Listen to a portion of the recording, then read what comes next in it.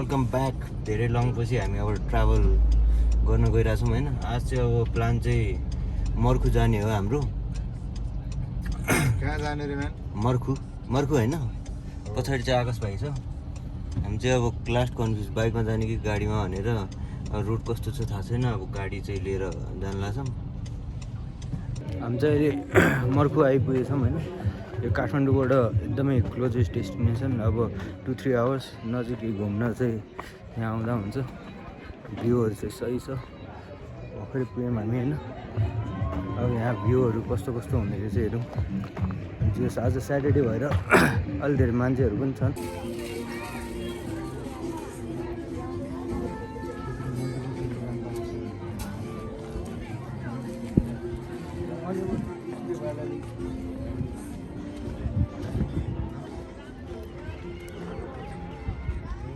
Ticket यहाँबाट लिने रहेछ बुझ्नु भयो।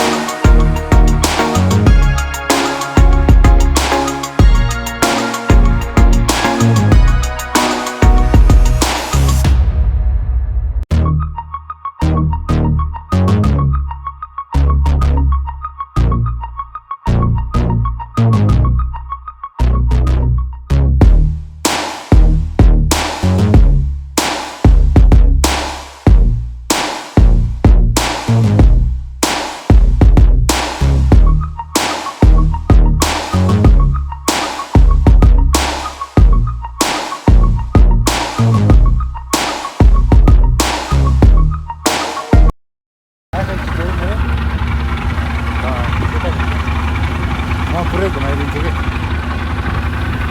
दिदी। बोट चढ्नु पाउनु भएको छ म्यान? यता हेर्नुपर्छ नि त।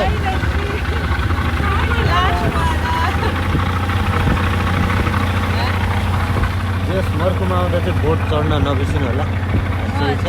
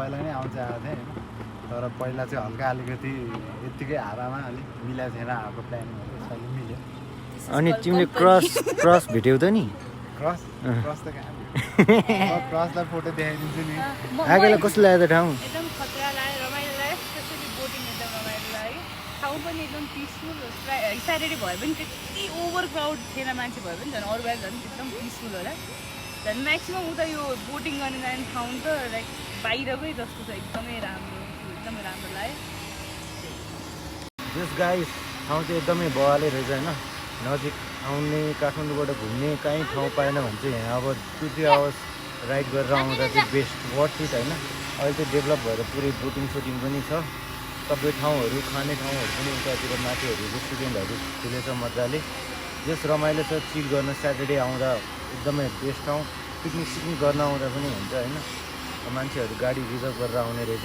जस खतरा लाग्यो अब भिडियो एकदम राम्रो लाग्यो भने चाहिँ लाइक सेयर अनि सब्सक्राइब गरिदिनु होला केही कुरा भन्नु छ भने चाहिँ तल कमेन्ट सेक्सनमा कमेन्ट गरिदिनु होला थ्याङ्क यू